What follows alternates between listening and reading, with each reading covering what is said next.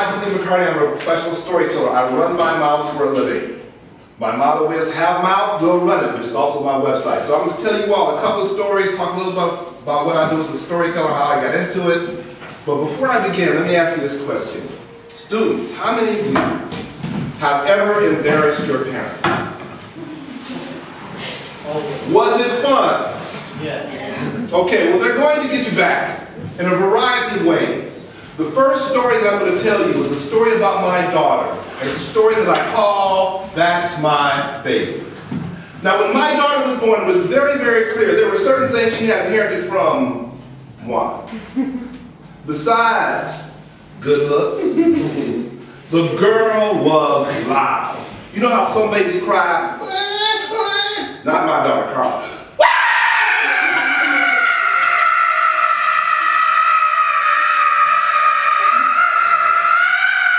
She could cry for days on end and go up 2, 3, 4, 5 octaves. Now, when my daughter was very little, she was such a sweet, obedient child. She would come home from school and not only do her homework, hurry to finish her homework so she could help her friends with their homework. And she always wanted to do exactly as she was told. Let me give an example. Now, all this takes place in Chicago. And I would drop her off at her elementary school. Because of the way I pulled in, I was always on the opposite side of the street from the school. So I would walk her across the street to the school when she was very young. As she got older, I would just make sure there was no traffic coming and let her go across the street on her own. So one morning, I pull up in front of the school, I check it out, there's no traffic coming. I say, okay, Carla, you can go on across the street. But Daddy, they told us we have to cross the street down there. At the other end of the block where there's a crossing guard. I say, yes, baby, they want somebody to look out for you. That's what I'm doing, so it's okay for you to cross the street here. But Daddy, they told us we have to cross the street down there. I said, Carla, they don't want you to get hit by a car. Neither do I. So it's okay for you to cross the street. But then, get your little butt across the street! Get across the street! I watched her walk into the school. Usually, this is when I would pull off. But something made me wait. My father's sense was tingling.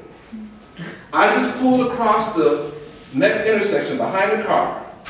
Here comes my daughter, back out to school, walking down the street so she can go across the street and then come back across like she was supposed to. She was such a sweet, obedient child. And then she became a teenager. Which is basically how parents feel about the teenage years. One day you had this child who looks at you lovingly, oh, mommy, oh, daddy, I love you so much. And the next day they look at you like, whatever. Talk to the hand. Am I really related to you? I'm so smart, where'd it come from? Now, one of the greatest challenges for fathers of daughters during the teenage years is boyfriends. There's a whole program that kicks in with fathers when it comes to meeting boyfriends. In fact, young men, I'm going to give you a tip. You may have figured this out already.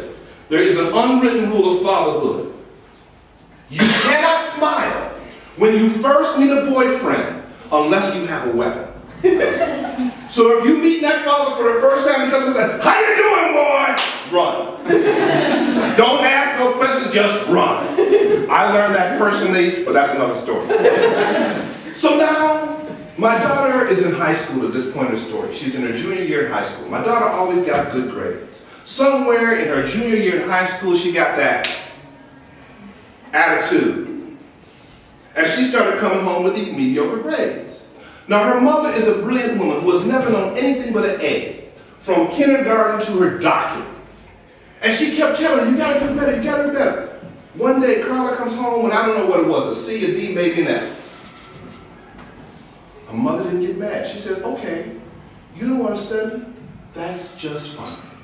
The next day, she went with her to school and withdrew her from school. She said, if you're not going to study, no point in you wasting time going to school, you go get a job, full-time job, 40 hours a week, and all the overtime I can stand you doing. My daughter called me up,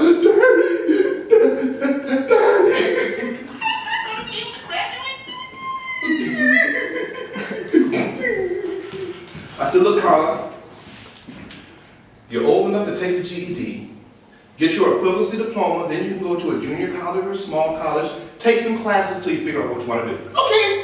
She recovered quickly. So she goes to Columbia College in Chicago and takes a writing class because she likes to write. One of the first assignments they're given, they have to write about a moment of transformation in their lives. And this is what she wrote about. When she was about 9 or 10 years old, her and her little buddies were at her age, they like to hang out with these older girls. Now you know what that meant. Older girls meant they were a year or a year and a half older, which made them like Yoda, okay? So now these older girls like to talk about things and do things that Carla and old friends knew they shouldn't be doing or had no interest in. These older girls like to talk about boys. Carla and her little friends didn't care about no boys, but the older girls did, so it was okay. These older girls like to sneak off and try to smoke cigarettes and use bad words, and Carla and her little friends, they knew they shouldn't do that, but the older girls did it, so it was okay. One day, one of these older girls announced that she was having a birthday party, and she was giving out invitations to all the kids in the neighborhood, everybody except my daughter Carla. And at first, Carla thought it was an oversight, but it became very clear that it was not. But she kept trying to get invited to the party, all the way up until the day of the party, but she was literally turned away at the door. As she sat in the window, because the party was right across the street, as she sat in the window watching all of the rest of her friends go into that party, she vowed then and there that never again in her life would she compromise her principles or beliefs to be with any individual or any group of people. She was 9 or 10 years old. I know people 30, 40, 90 years old haven't figured that out yet. So she keeps taking classes and eventually decides that she wants to become a teacher. And in 1995, she graduated from the University of Illinois in Chicago with a degree in education. Just before the graduation ceremony was about to commence, I pulled her to the side and said, Carla, it is my right and duty as your father to embarrass you at this wonderful moment in your life. And I told her, I said, when you go across that stage to get your diploma, I'm going to stand up and I'm going to yell at the top of my lungs, "That's my baby!" Not only did I do that, but I didn't just stand up in my seat. I walked up to the front of that auditorium. I stood in front of those hundreds of people, yelled it much louder. I did just now, but one security run up in here. Now my daughter knows me. She knows I'm going to do this. She knows there is no escape. She says, okay, Daddy, but Daddy, please, Daddy, don't do your yell.